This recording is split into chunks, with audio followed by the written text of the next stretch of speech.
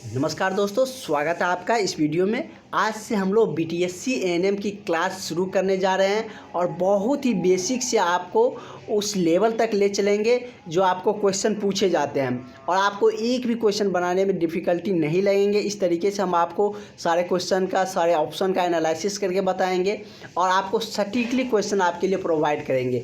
जो क्वेश्चन आते हैं जैसे कि 8853 वाली जो एएनएम की बहाली हुई थी तो उसके दौरान भी जो क्वेश्चन आए थे और बीटीएससी का जो सिलेबस है, बीटीएससी ने जो सिलेबस डिफाइंड किया है तो किस तरीके से उसका क्वेश्चन अराइज होता है, किस तरीके से पूछे जाते हैं, वो आपको सटीकली क्वेश्चन इस चैनल के माध्यम से मिलते रहेंगे। जैसे कि हमने बीटीएससी एएनएम की रिगार्डिंग सारा अपडेट हम आपको बताते आ रहे थे और आपको पीडीएफ भी प्रोवाइड किए जाएंगे, टेस्ट भी आपको लिए जाएंगे प्रॉपरली। तो आप लोग चैनल के साथ बने रहे और आप लोग ईजिली सारे कुछ समझ सकते हैं। तो चलिए हम लोग बिना देरी के क्वेश्चन को स्टार्ट करते हैं और सारे कुछ को एक एक करके समझते हैं। तो मनुष्य में, जैसे कि मेरा फर्स्ट क्वेश्चन की तरफ बढ़ते हैं, तो मनुष्य में वृक्क निम्न में से किसके संबंधित है। तो वृक्क मतलब किडनी होती है, जो कि आप लोग किडनी ज़्यादा इजीली समझिएगा तो इससे आपको ज़्यादा क्लियरिफिकेंस होंगे। तो कह रहा है कि वृक्क किससे संबंधित है, पोषण से, शोषण से, परिवहन से या उत्सर्जन से। पोषण आप लोग जानते हैं क्योंकि हम लोग जो भोजन करते हैं उसके दौरान जो हम लोगों की शरीर की जो आवश्यकता चीज़ें होती है, जो पूर्ति किए जाते हैं, वही परिवहन की बात करें तो मनुष्य शरीर में परिवहन का मतलब होता है कि जैसे रक्त का एक जगह से दूसरी जगह तक स्थानांतरण करना या बॉडी के सभी पार्टों तक पहुंचाना, ऑक्सीजन का पहुंचाना। और शोषण आप लोग जानते ही हैं, जैसे कि ऑक्सीजन हम लोग शोषण के माध्यम से लेते हैं। और उत्सर्जन जो विशिष्ट पदार्थ होते हैं हमारे शरीर में, जो अपशिष्ट पदार्थ होते हैं, उसको जब बाहर किए जाते हैं या उत्सर्जित जो पदार्थ होते हैं, तो उत्सर्जन का मतलब उत्सर्जन आप लोग समझ गए थे। इसमें से सारे ऑप्शन समझ सकते हैं। तो किडनी का जो कार्य होता है वो है उत्सर्जन का, मतलब किडनी का मेन काम है प्यूरिफिकेशन, किडनी का मेन काम है उत्सर्जन, मतलब जो विशिष्ट पदार्थ होता है उसको प्यूरिफाई करना। जैसे कि रक्त को ही वृक्क या छानना है या उत्सर्जित से संबंधित होती है तो वो किससे होती है, वृक्क से ही होती है। जैसे कि किसी का किडनी खराब होते हैं तो उसमें उसको डायलिसिस के माध्यम से उसकी जो उत्सर्जन की प्रक्रिया है वो पूरे किए जाते हैं।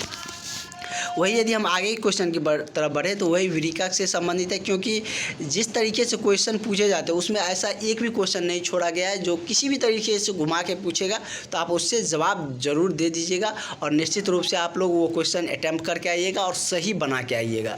तो जैसे कि इसमें है कि वृक्क की रचनात्मक एवं क्रियात्मक इकाई क्या है।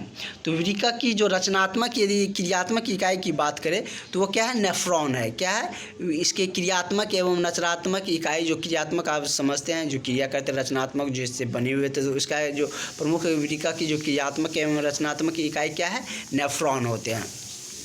और बहुत सारे अभी भी जो एएनएम सिस्टर है, जो संविदा कर्मी है, वो सारे चाह रहे हैं कि काउंसलिंग के आधार पर बहाली हो। तो अगर होंगे भी तो आप लोगों को बेनिफिट ही होंगे। वैसे नोटिस निकाल दिया गया है तो जो कुछ भी होंगे आप लोगों के लिए, जो कि जिस तरीके से भी किए जाएंगे तो आप लोगों के लिए बेहतर ही होंगे, क्योंकि तैयारी भी अब आप लोगों का बेहतर तरीके से होने जा रहे हैं। जैसे कि नेक्स्ट क्वेश्चन है कि रेजिन किस पौधे का उत्सर्जी पदार्थ है। तो रेजिन की यदि हम बात करें तो वो किसका है, चीड़ का। ये जैसे मानव शरीर में उत्सर्जी होते हैं, जैसे वृक्क उत्सर्जी से संबंधित है, उसी तरह से रेजिन उत्सर्जी किससे, चीड़ पौधे से संबंधित है। आपका एक भी क्वेश्चन छूटना नहीं चाहिए। इस तरीके से हम आपको बताएंगे कि क्वेश्चन जो एग्ज़ाम में आपका किसी भी तरीके से क्वेश्चन आए तो आप उसे निश्चित रूप से बनाकर आ सके, और जिस तरीके से जो बीटीएससी ने सिलेबस डिफाइंड किए हैं। जैसे नेक्स्ट क्वेश्चन है कि वृक्क की रचनात्मक एवं क्रियात्मक इकाई को क्या कहते हैं। शायद ये 2 बार टाइप हो गया है, इसका तो अभी हमने देखे थे, नेफ्रॉन कहते हैं। वही नेक्स्ट हम यदि बात करें कि रुधिर का कौन सा अवयव जो रक्त स्राव को रोकने में मदद करती है। जैसे कि आप लोगों का जो काम होंगे, जो एएनएम कर्मी का कार्य रहता है हॉस्पिटल में, वो आप लोग इन्हीं के बीच घिरे हुए रहेंगे। जैसे कि ऑपरेशन होते हैं या किसी मानव या किसी भी जंतु कट जाते हैं तो उसमें जो रक्त का स्राव होती है जो निकलती है वो के माध्यम से रोका जाता है या किस अवयव के द्वारा उसमें रोकने में मदद होती है। तो प्लाज्मा की यदि हम बात करें तो वो रक्त का ही एक प्रारूप है, लसिका भी वही है। वही यदि हम बात करें तो प्लेटलेटस एक ऐसा अवयव है जो रुधिर जो कटने के बाद जो रक्त स्राव होते हैं उसको रोकने में मदद करती है। तो इसका करेक्ट आंसर क्या हो जाएगा मेरा? सी हो जाएगा, ऑप्शन नंबर सी हो जाएंगे। और आप लोगों को लास्ट में आंसर भी दिया गया है, तो उसके लिए आप लोगों को दिक्कत सोचने की ज़रूरत नहीं है। आप लोगों को पीडीएफ जैसे प्रोवाइड किए जाएंगे तो उसमें सारा कुछ आपको आंसर भी नीचे में दिए हुए है, तो उसमें आपको ज़्यादा दिक्कतें नहीं होंगे। और एक्सप्लेनेशन के लिए तो हम लोग क्लास करेंगे ही, और सारा कुछ आपको एक्सप्लेनेशन यहाँ पर मिलते रहेंगे। जैसे कि है कि जंतुओं के शरीर में सबसे प्रमुख उत्सर्जी पदार्थ क्या होती है? मतलब कि जो हमारे जंतु होते हैं, जंतु में तो हम भी आ जाते हैं, मानव भी आते हैं, तो उसमें कह रहे हैं कि सबसे उत्सर्जी पदार्थ, प्रमुख उत्सर्जी पदार्थ क्या होते हैं। तो मानव शरीर में जो प्रमुख उत्सर्जी पदार्थ की हम बात करें तो वो क्या होता है? Carbon dioxide. क्या होती है? Carbon dioxide. क्योंकि हम लोग कार्बन डाइऑक्साइड शरीर में रखते ही नहीं है। जैसे ही हम लोग ऑक्सीजन लेते हैं, कार्बन डाइऑक्साइड क्या करते हैं? तुरंत छोड़ देते हैं। तो आप लोगों को ये समझना चाहिए कि जो भी जंतु होते हैं और पादप क्या करते हैं कि ऑक्सीजन को छोड़ते हैं और कार्बन डाइऑक्साइड को ग्रहण करते हैं। ये सब हम लोगों ने पढ़े थे, बचपन में भी पढ़े थे। वही यदि हम बात करें नेक्स्ट, तो इसमें आपको जो उत्सर्जी से संबंधित जितने भी क्वेश्चन होंगे वो सारा आपको इसमें देखने को मिलेंगे। एक भी क्वेश्चन आपको इससे बाहर नहीं पूछा जाएगा। उत्सर्जी से जो भी क्वेश्चन आएंगे इससे आपको 1 से 2 क्वेश्चन देखने को मिलेंगे। धीरे धीरे हम लोग बढ़ेंगे, जहाँ पर मैक्सिमम क्वेश्चन पूछे जाते हैं वो टॉपिक की तरफ हम लोग बढ़ेंगे। तो यही है, यदि हम इस क्वेश्चन की तरफ बढ़ें, नेक्स्ट क्वेश्चन की तरफ, तो विरिका किस जैव प्रक्रम का हिस्सा है? तो अभी हमने देखे कि क्वेश्चन हम आपको बताए थे, किसी भी तरीके से आपको घुमा के पूछा जाएगा तो आपको सोचने की ज़रूरत नहीं है। विरिका का हमने आपके कार्य बता दिया, उसका फंक्शन बता दिया कि वह किसका कार्य है? उत्सर्जन का। तो वही क्वेश्चन है, सिर्फ उसको घुमा कर पूछा गया है कि विरिका किस जैव प्रक्रम का हिस्सा है। तो विरिका किसका है? उत्सर्जन का। वही ये क्वेश्चन भी हम लोगों ने अभी देख चुके थे। तो इसका हम यदि बात करें कि मनुष्य में उत्सर्जी अंग नहीं होते हैं, मतलब इस तरीके से भी आपको क्वेश्चन आ सकते हैं कि इसमें सारा ऑप्शन दिया रहेगा जो उत्सर्जी से संबंधित है और एक ऐसा रहेगा जो उत्सर्जी से संबंधित नहीं है। तो उस केस में आपको सिलेक्ट करने होंगे। जैसे कि यदि हम बात करें तो मनुष्य में उत्सर्जी अंग नहीं है। उत्सर्जन का आपको मतलब हमने, उत्सर्जी का मतलब हमने आपको बता दिया। यकृत भी उत्सर्जी है, विरिकक भी उत्सर्जी है, फेफड़ा भी उत्सर्जी है, और यदि हम अग्नाशय की बात करें तो ये उत्सर्जी अंग नहीं है। तो इसका करेक्ट आंसर क्या हो जाएगा? ये मतलब कि ऑप्शन नंबर डी हो जाएंगे।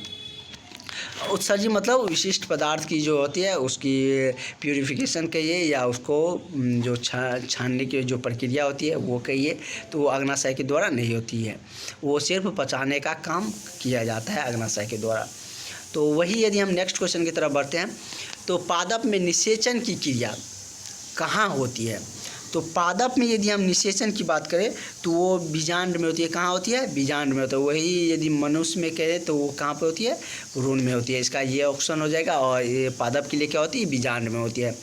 ये नेक्स्ट क्वेश्चन की तरफ यदि बढ़ा जाए तो कह रहा है कि यूरिया रक्त में कहाँ से प्रवेश करती है? जो रक्त में आप लोगों को पता है कि यूरिया पाया जाता है, जो कि जिसमें अमोनियम की मात्रा होती है, और उसी कारण से आप लोगों को जैसे कि यदि दीवार पर ज़्यादा पेशाब किया जाता है तो उसमें दीवार को क्या कहते हैं कि गिरने का भी डर होता है लंबे समय तक उस पर यदि पेशाब किया जाता है, क्योंकि उसमें अमोनिया पाए जाते हैं। तो इसमें कह रहा है कि यूरिया रक्त में कहाँ से प्रवेश करती है? तो रक्त में यदि हम बात करें यूरिया की तो उसका यदि यकृत के माध्यम से वो यूरिया क्या होती है कि रक्त में प्रवेश करती है। तो इसका करेक्ट आंसर क्या हो जाएगा? ऑप्शन नंबर सी हो जाएंगे। अगला क्वेश्चन है कि पादप में जाइलम उत्तरदायित्व होते हैं। तो पादप में यदि हम जाइलम की बात करें तो वो किसका? जल के परिवहन का उत्तरदायित्व जाइलम के द्वारा होती है। और मानव शरीर में भी हम यदि बात करें तो मानव शरीर का भी आप लोगों को अगला क्वेश्चन देखने को मिल जाएंगे कि मानव शरीर में किस तरीके से उसका जो कि रक्त का परिवहन किए जाते हैं। वही नेक्स्ट क्वेश्चन की तरफ बढ़ा जाए तो उसमें कह रहा है कि निम्नलिखित में से कौन अमीनो अम्ल के विखंडन से बनता है? तो अमीनो अमीनो अम्ल आप लोग को ऐसे पता है, नाम से क्लियर है कि अमीनो अम्ल अमोनिया से रिलेटेड है। इस तरीके से क्वेश्चन दिखे तो आपको यदि याद नहीं है तो आप लोग नाम से भी क्लियर हो सकते हैं। तो इसमें अमीनो है तो अमोनिया तो NH3 हो जाएगा, तो इसका क्या हो जाएगा, ऑप्शन नंबर सी हो जाएगा। और उसके बाद यदि हम अगला क्वेश्चन की तरफ बढ़ रहे हैं तो उसमें कह रहा है कि निम्न में से कौन उत्सर्जी अंग है। तो ये तो आप अभी ही देख चुके थे। नेक्स्ट क्वेश्चन है कि हृदय से रक्त रुधिर को संपूर्ण शरीर में पंप किया जाता है। हृदय से जो रक्त है वो शरीर के संपूर्ण जो शरीर मतलब संपूर्ण शरीर में पंप किया जाता है, किसके माध्यम से। तो ये आप सबको पता भी होंगे कि ये किसके द्वारा होता है, तो नलिये द्वारा। किसके द्वारा, नलिये द्वारा शरीर के संपूर्ण शरीर में पंप किए जाते हैं हृदय के माध्यम से रक्त को। तो और वही यदि हम पादप में बात करें, अपशिष्ट संचित होती है तो पादप में कहाँ पे होती है, तो पत्तियों में भी होती है, छाल में भी होती है, कोशिका में भी होती है।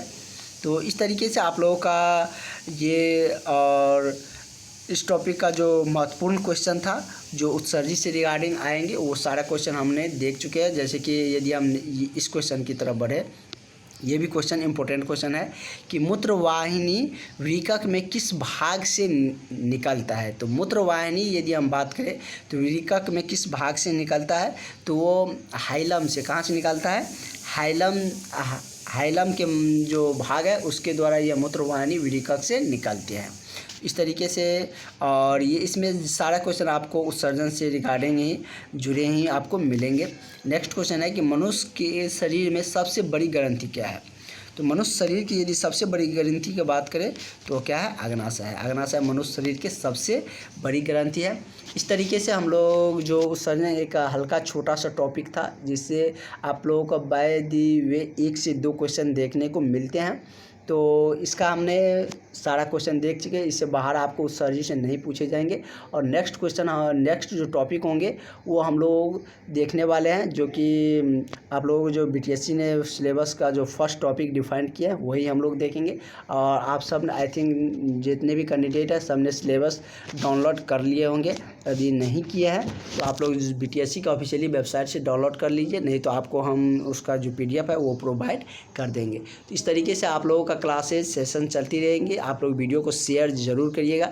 आप लोगों ने इतना सपोर्ट किया है अभी तक, तो अब आप लोगों का जो तैयारी है वो बहुत ही अफोर्डेबल और बहुत ही अच्छे तरीके से होने जा रही है। तो आप लोग निश्चित रूप से वीडियो को शेयर करिएगा। Thank you.